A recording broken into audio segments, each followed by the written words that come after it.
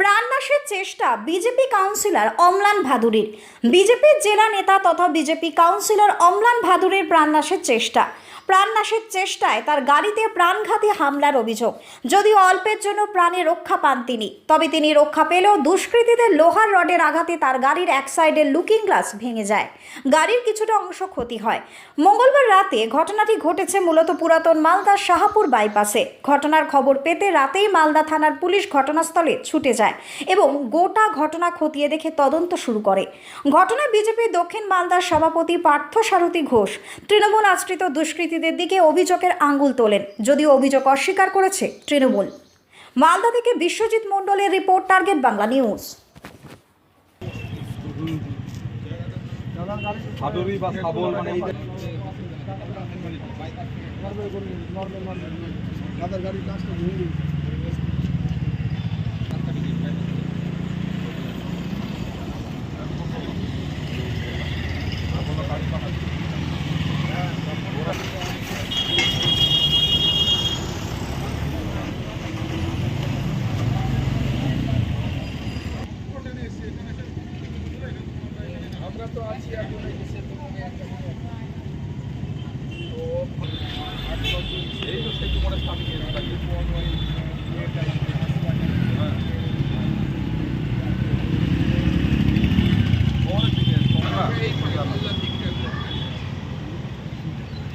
আরে গাড়ি সেতু মোড়ে আছে, আমি এখানে দাঁড়িয়ে আছি, ওখানে কিছু কেনা করবো নাকি?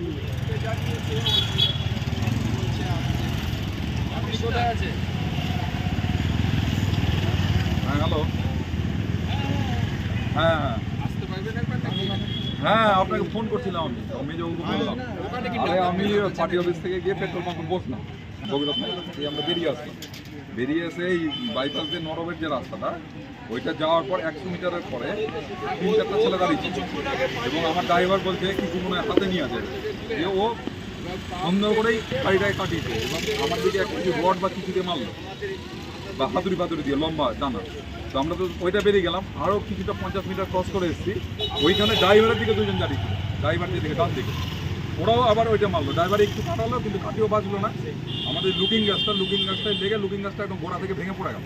তো আমি দেখলাম আর থামা ঠিক হবে না, আমি এসে সেতু করে এসে এখানে যে এই পাশে এসে ওই যে থানায় এসে আমি দাঁড়াবো, এই হচ্ছে পজিশন।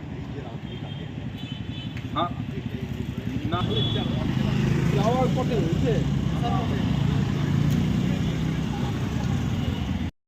কিছুক্ষণ আগেই আমরা একসাথে ছিলাম, কয়েক মিনিটের মধ্যেই খবর এলো যে এরকম প্রাণঘাতী আক্রমণ, আর যেটা একটা স্পষ্ট যে এটা প্রাণ নাশেরই চক্রান্ত। আমরা এটা বারবার দেখছি যখনই নির্বাচন আসছে। আজকে কিছু সমাজ বিরোধী, যারা আমরা তো সরাসরি বলবো যে শাসক দলের মদতপুষ্ট সমাজ বিরোধী, যারা এই ধরনের ঘটনা ঘটিয়ে একটা সন্ত্রস্ত পরিবেশ সৃষ্টি করতে চাইছে, তাদের হয়তো এটা উদ্দেশ্য ছিল যে অম্লানের মতো ভারতীয় জনতা পার্টির একজন ডিস্ট্রিক্ট জেনারেল সেক্রেটারি কাউন্সিলর, তো তার উপর একটা বড় প্রাণঘাতী আক্রমণ করে এখানে একটা সন্ত্রাস পরিবেশ সৃষ্টি করাই পরিকল্পনা, এটা আমি স্পষ্ট বলতে পারি। তো আমি পুলিশ প্রশাসন, এখন নির্বাচন কমিশনেরও দায়িত্ব আছে, আমি এর উপযুক্ত তদন্ত এবং যারা দোষী তাদের অতি দ্রুত তাদেরকে গ্রেপ্তার করার দাবি জানাচ্ছি। কি ক্ষতি হয়েছে? তারা একদম সরাসরি প্রথমে যে সাইডে অম্লান বসেছিল তার উপর আক্রমণ করেছে। কোনো রকমের ড্রাইভার সেটাতে স্টিয়ারিং এমনভাবে কাটিয়েছে যে অনেকটা ঘুরে যাওয়াতে সেটা ফলস যায়, আর অপর দিক থেকে ঠিক ড্রাইভারের দিক থেকে আবার সেই বড় লোহার রড বা বড় এই ধরনের প্রাণনাশ করা যায় এরকম কোনো অস্ত্র দিয়ে আক্রমণ করা, আবার উল্টো দিকে স্টিয়ারিং কাটাতে গিয়ে সেইখানে গিয়ে সেখানকার লুকিং গ্লাস পর্যন্ত আঘাত লাগে, লুকিং গ্লাসটা সঙ্গে সঙ্গে ভেঙে পড়ে যায়। তো এখান থেকে পরিষ্কার যে গাড়ির উপর এমন ধরনের একটা আক্রমণ করা যেখানে এখানে বড় অঘটন ঘটতে পারে। অফিস থেকে বেরিয়ে গেছিলাম, দিয়ে আবার ব্যাক করে আমরা আসছি বাড়ির দিকে। ওই সময় ওইখানে কয়েকজন 4-5 জন দাঁড়িয়েছিল, ও আমার বাদিকে একটা রড দিয়ে, বড় রড বা হাতুড়ি কিছু ছিল বড় ডান্টির, সেটা দিয়ে গাড়িতে ইয়ে করে, কিন্তু ড্রাইভারের সতর্কতার জন্য ওই দিকটায় লাগে না। তার থেকে আরও 50 মিটার পাড়িয়ে গিয়ে আরও দুজন মিলে ওইরকমভাবে দাঁড়িয়েছিল। যারা চার্জ করলো ড্রাইভারের দিকে, কিন্তু ড্রাইভারের না লেগে ওইটা আমার লুকিং গ্লাসটা পড়ে লুকিং গ্লাসটা গোড়া থেকে ভেঙে পড়লো।